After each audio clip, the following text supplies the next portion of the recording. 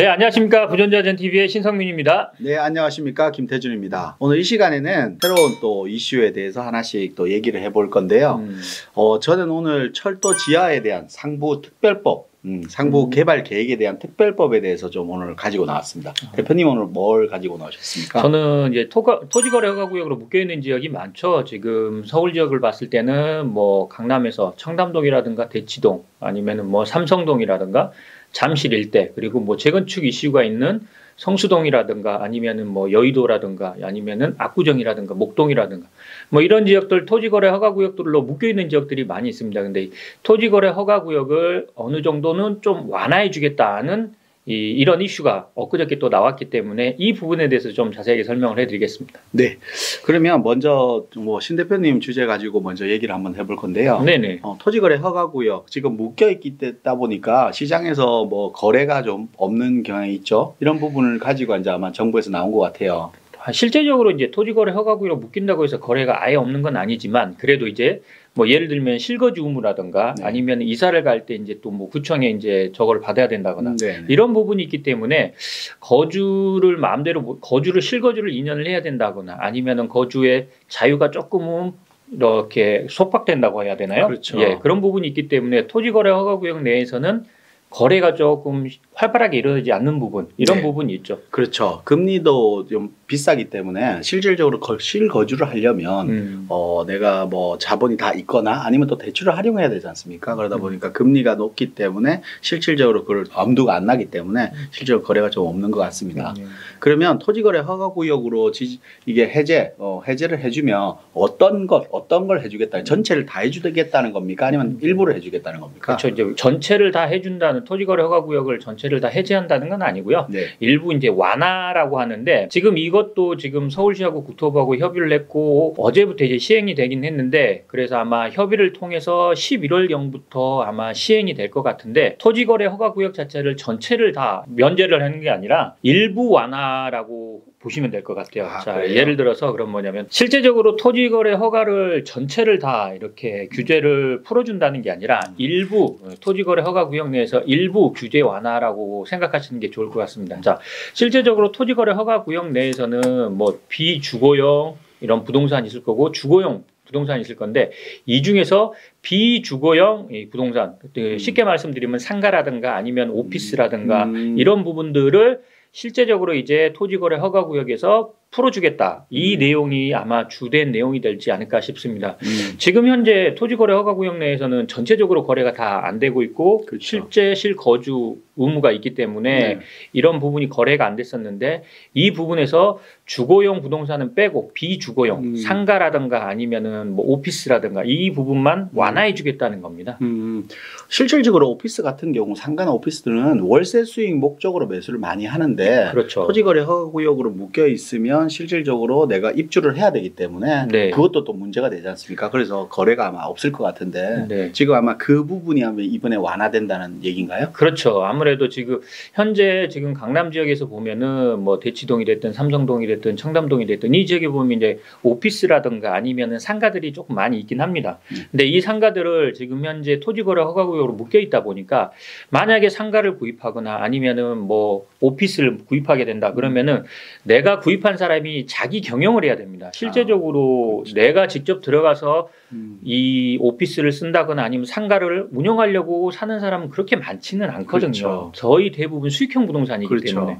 그런데 이 부분에서 이제 토지거래 허가구역으로 묶여 있을 때는 자기가 경영을 했어야 되는데 이 부분을 완화해 주겠다는 내용입니다.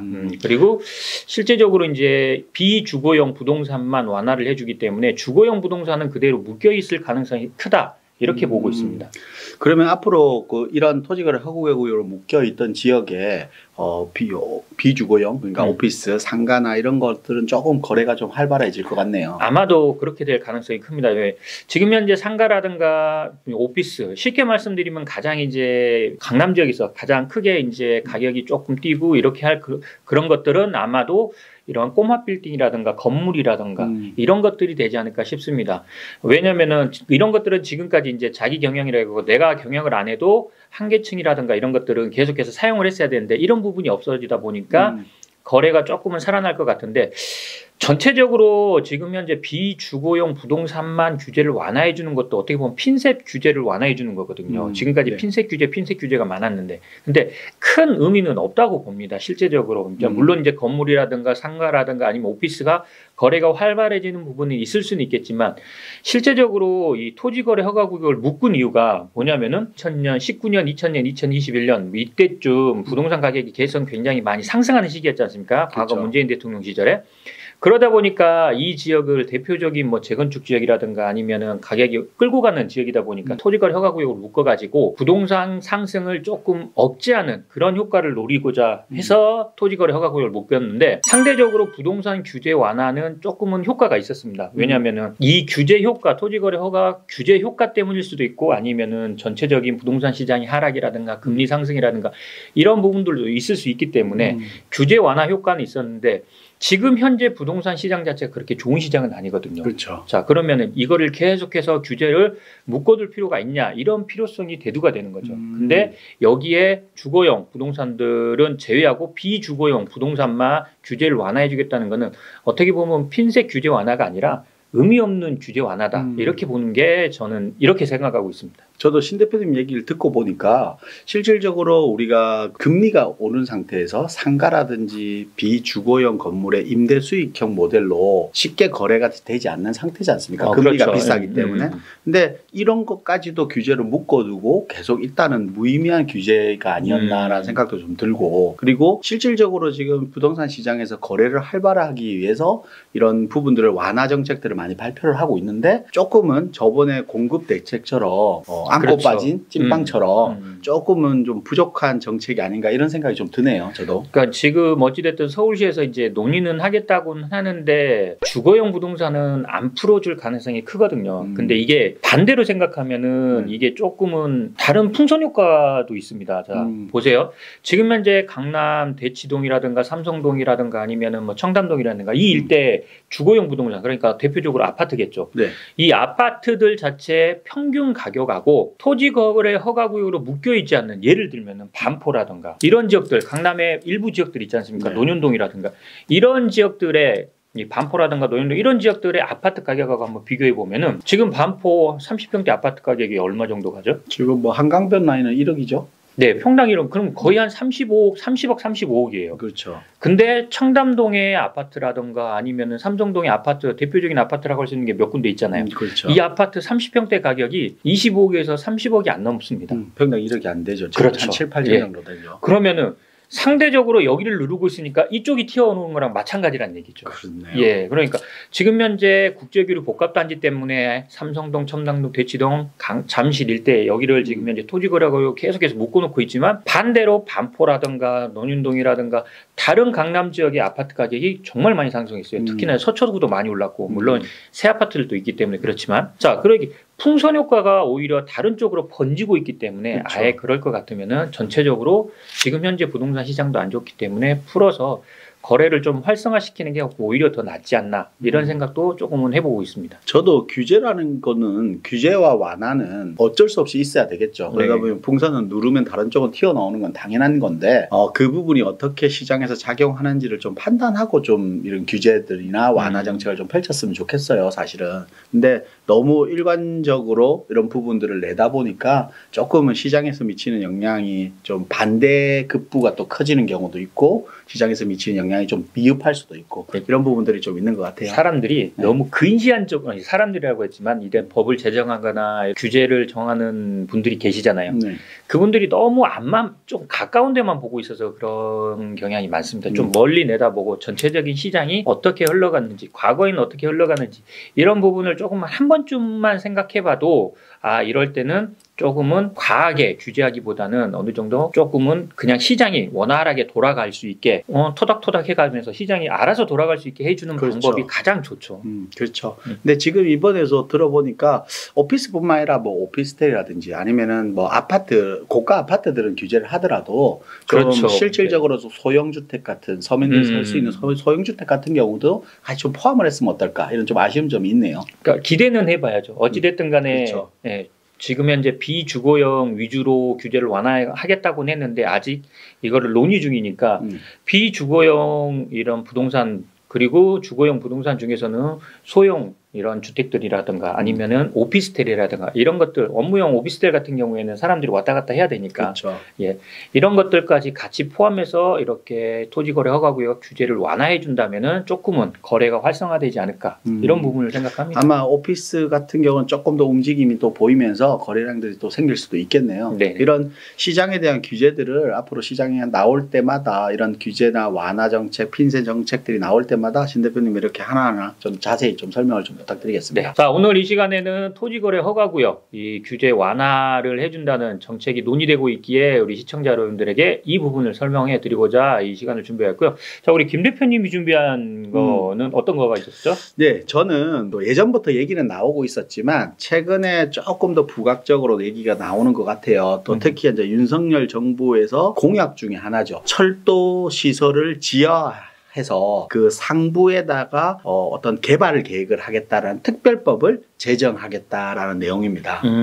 지금 철도를 그러면 지어하겠다는 이건 예전에서부터 계속 나왔던 얘기인데 네, 그렇죠. 구체적인 지역이 나와 있나요, 그러면? 구체적인 지역은 나와 있는 것이 아니고 45조 원이라는 예산을 잡아서 책정을 해서 45조 원으로 서울 그리고 수도권 지역 5대 광역시까지 해서 상부에 철도가 있는 지역이 좀 도시 간의 단절 부분이 느껴지지 않습니까? 그러다 보니까 그 부분을 지하화하고 그 상부에는 다른 개발 사업, 뭐 공원을 만든다든지 오피스를 만든다든지 이런 개발 사업을 하겠다는 특별법을 제정하는 겁니다. 실질적으로 우리 4차 철도 계획에는 철도 지하 사업이라는 계획은 따로 없어요. 없기 때문에 이 특별법을 제정해서 더 상위 버전, 그러니까 법을 만들어서 그것보다 먼저 개발을 하겠다라는 의중으로 아마 제정을 한 것 같아요. 얼핏 들으면은 딱 생각나는 게 있어요. 지금 우리 김 대표님이 철도가 지상에 있음으로 해서 단절된다고 했는데 대표적인 라인이 철도 라인은 1호선 라인이 있지 않나요? 그렇죠. 예. 지금 아마 이런 얘기 때문에 가장 부각되는 지역이 아마 1호선 라인이 아닐까 싶습니다. 지금 뭐 서울 같은 경우를 기준으로 보면 서울의 국철, 1호선 국철이라고 그렇죠. 하잖아요. 1호선 국철이죠. 국철이 71.6km가 지상에 있어요. 그리고 도시철도도 한 약 30km 정도가 지상에 있습니다. 그래서 서울에만 한 100km 정도 거리라는 길이 지상에 있거든요. 이런 부분들이 대부분 다 도시가 좀 단절된 느낌. 아까 신 대표님 말씀하신 대로 1호선 같은 경우, 용산 같은 경우도 가보면 그렇죠. 용산. 뭐 원효로라든지 이런 지역과 서울역까지 이어지는데 그 라인이 용산 민족공원이 개발하는 지역과 원효로 지역이 좀 분리되어 있고 우리 또 이문뉴타운을 가더라도 지상철 때문에 분리되어 있고 1호선 라인은 대부분 다 좀 분리되어 있다는 느낌을 받습니다. 그렇죠. 근데 실제적으로 지금 현재 아까 45조라는 예산이 이제 책정이 돼가지고 이 사업을 한다고 했는데 구체적인 뭐 시기라든가 이런 부분은 나온 게 지금 이제 특별법을 제정하기 때문에 결국은 뭐냐면 특별법을 제정해서 이건 제정이기 때문에 법이지 않습니까? 네. 결국 국회 통과를 해야 되는 내용입니다. 그래서 국회 통과를 해야 되는 내용인데 지금 이제 뭐 정부에서 얘기하는 국회 통과 여부가 지금 여야 득표수가 다르기 때문에 쉽지 않을 거다라고 예측하는 경우도 많이 있거든요, 사실은. 근데 실질적으로 우리가 서울 지역에서 자세히 보면 지하철 상부에 있는 지역, 대표적인 지역이 구로구라든지 금천구라든지 아니면 노원구라든지 동대문구라든지 용산구가 있지 않습니까? 네네. 이런 지역 대부분 다 정부하고 지금 반대쪽 국회의원들이 다 하고 있어요. 그러다 보니까 국회의원 선거 때마다 나오는 공약 내용이 그런 내용들이었어요, 사실은. 파란당이라는 얘기네요. 그렇죠. 그런 내용들이었기 때문에 실질적으로 국회에서 이 통과 여부, 그거는 뭐 정치적인 이념보다는 이런 부분들을 개발해야겠다는 당위성이 좀 더 높아서 아마 통과 여부도 되지 않을까 하는 예측도 한번 해봅니다. 정치 색깔이 뭐 지역구라고 해서 달라질 수 있을까요? 정치 색깔에 따라 조금 틀려질 수도 있겠는데요.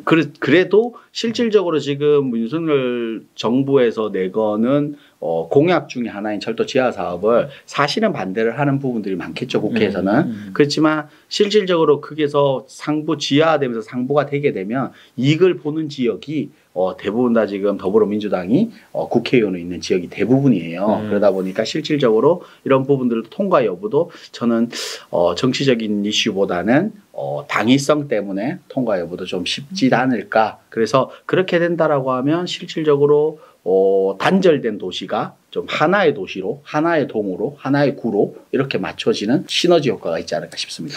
그러네요. 일단은 뭐 지역구 자체가 어찌됐든 간에 자기네들 지역구 자체가 있는 지역들이 이제 또 대부분 이제 파란당이다 보니까 그런 부분이 있겠는데 저는 저 한 가지 또 의구심이 드는 게 있어요. 예, 제가 얘기해도 되나요? 네네. 예, 지금 45조라는 정부 예산을 책정했다고 했잖아요. 정부 예산을 책정하는 게 45조 원 정도의 비용을 책정하는 거고 지금 뭐 24조 원 정도는 어떻게 책정할 것이라는 구체적인 내용은 나왔지만 네. 45조 원을 전부 예산을 다 집행을 했까 예산을 다 했다라는 얘기는 아니고 지금 뭐 총 사업비가 한 45조 2천억 정도 들어가는 사업에 대한 특별법을 제정하겠다라는 내용입니다. 그게 결국에는 그러면은 24조 정도는 지금 국가 예산으로 얘기가 하고. 있는 거고, 그러니까 실질적으로 국가에서 이 철도 지하 사업은 예전부터 얘기가 나오는 거예요. 그렇죠. 예전부터 얘기가 나오는데 상위 버전의 법이 없다 보니까 철도 계획에 관한 특별법이 따로 있기 때문에 철도만 계획이라는 게 따로 있습니다. 우리 GTX도 뭐 철도만 계획 3차 계획, 2차 계획에 의해서 만들어지듯이 4차 계획에는 지하 사업 내용이 없기 때문에 이런 상위 버전의 법을 제정해서 이런 개발 사업들을 적극적으로 추진하겠다라는 의지입니다, 사실은. 알겠습니다. 아니, 제가 이제 이걸 왜 여쭤봤냐면은 네. 실제적으로 45조라고 하니까 제가 우리나라 예산이 1년 예산이 450조 정도 되는 걸로 알고 있거든요. 네. 이게 아마 2년 전 문재인 정부 시절에 이 얘기가 나왔으니까 지금은 더 올랐겠죠. 네. 근데 어찌됐든 간에 한 450조 되는 게 우리나라 1년 예산인데 거기서 45조를 철도 지화하는데 쓰겠다고 하니까 우리나라 예산의 10%를 지화한다는 것은 어마어마한 금액이거든요. 그렇죠. 예. 근데 이제 지금 보시면 이제 이런 질문들을 하시는 분들도 분명히 계실 거예요. 근데 국가 예산이 전체 총 금액이 얼마인지는 저도 잘 모르겠는데 뭐 450억이라고 계산하면 철도 사업이 1년 안에 되는 건 아닙니다. 450조. 450조라고 하면 1년 안에 되는 건 아닙니다. 그렇죠. 그럼 10년 계획을 잡고 보면 4조 5천억씩 10년 계획으로 집행을 한다라고 하면 10%가 아니라 1% 정도 집행을 하게 되는 거겠죠. 근데 그 기간이 좀 더 늘어난다라고 하면 그거보다 훨씬 더 예산안을 적게, 그러니까 단기적으로 한꺼번에 개발보다는 순환 방식의 개발을 하지 않을까 싶고, 그 우선시 되는 게 아마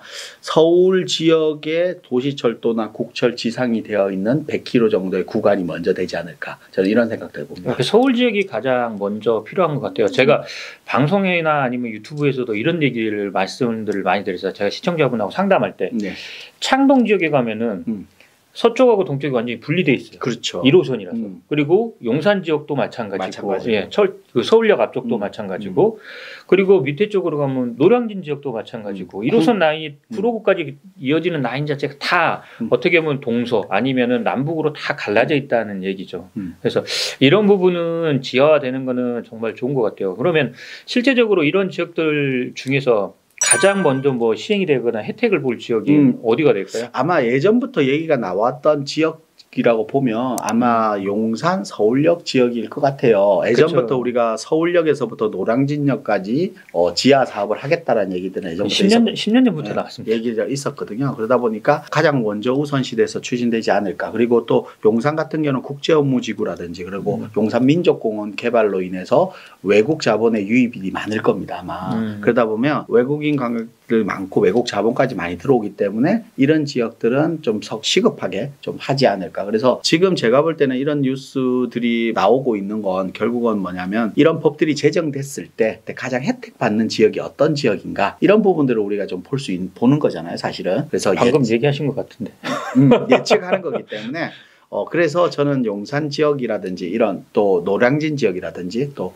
구로 같은 경우가 우리 9.1섬이라고 얘기 들어보셨죠? 그렇죠. 네. 그 지역도 주공 아파트들이 있는데. 주공 아파트인데, 그런데 뭐 재건축도 하고 하는데도 불구하고 9.1섬 지역이 또 차단되어 있다는 느낌이 들지 않습니까? 이런 지역들이 실질적으로 가장 좋은 혜택을 보는 지역이 아닐까 싶습니다.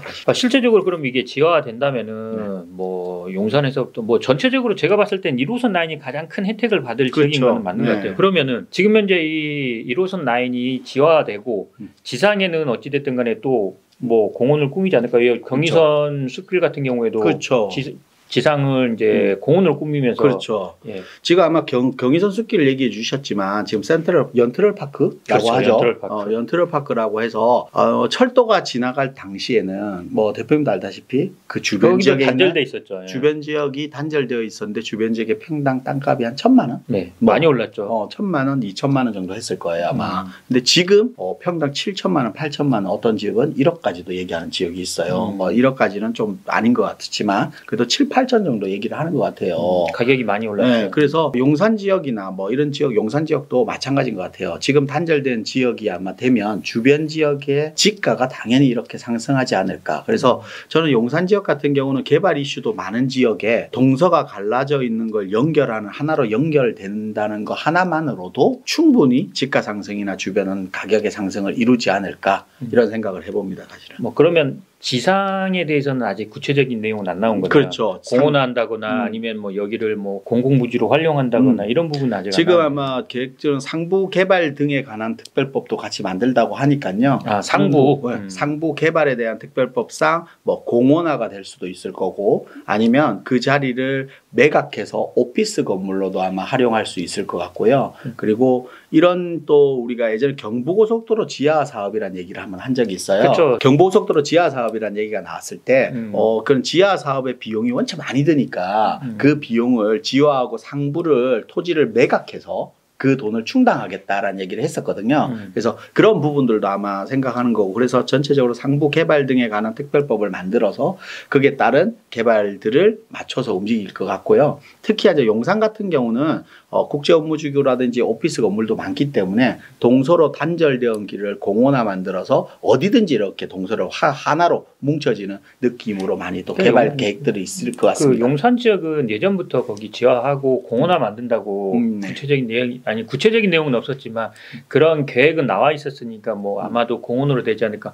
특히 경의선 숲길도 어찌됐든 간에 공원으로 조성을 했잖아요. 그렇죠. 용산 지역도 여기 포함되어 있고. 그래서 그만큼 또 연트럴 파크라는 또 하나 길도 만들고 하나의 또 이슈로 만들지 않습니까? 그래서 저도 용산 같은 경우는 그런 식으로 간다라고 하면 용산의 집가 상승이나 가치는 지금의 몇 배 이상은 더 상승하지 않을까 이런 생각을 해봅니다. 용산은 어찌됐든 공원이 많이 들어서네요. 용산 민족공원, 그렇죠. 경의선 숲길 또 이 지하철 1호선이 또 공원화 된다면은 여기도 또 이제 녹지 공간이 활용이 될 거고 사람들을 많이 모을 수 있는 게 이제 직계 효과라고 하는데 이것들이 많이 그렇죠. 용산 지역으로 많이 사람들이 모이겠네요. 저는 그래서 용산 같은 경우는 이런 부분 철도 지하 얘기를 하다가 용산 얘기가 나왔지만 용산 같은 경우는 철도 지하뿐만 아니라 모든 부분의 개발 이슈들이 하나로 그렇죠. 몰려 있는 데가 용산인 것 같아요. 그래서 아마 시청자님뿐만 아니라 누구든 부동산에 관심이 있으면 용산이라는 지역을 검토해보고 알게 되고 한번 얘기는 들어보셨을 투자로서는 겁니다. 항상 용산을 1순위에 놓는 사람들이 많죠. 그렇죠. 그래서 저도 용산이라는 지역이 아마 이런 여러 가지 효과에 이런 시너지 효과가 있는 지역에서도 철도 지하 상부 개발 등에 대한 특별법으로 인해서 좀 더 시너지가 플러스돼서 더 많이 올라가는 지역이 용산이 아닐까 저는 이렇게 생각해 봅니다. 저도 그렇게 생각합니다. 용산이라고 하면은 어찌됐든 서울 지역에서 보면은 뭐 재개발이 됐든 아니면은 뭐 이런 투자로서 보면은 1순위 지역이 용산이니까 그래서 사람들은 누구나 다 용산을 가지고 싶어 하죠. 그렇죠. 네.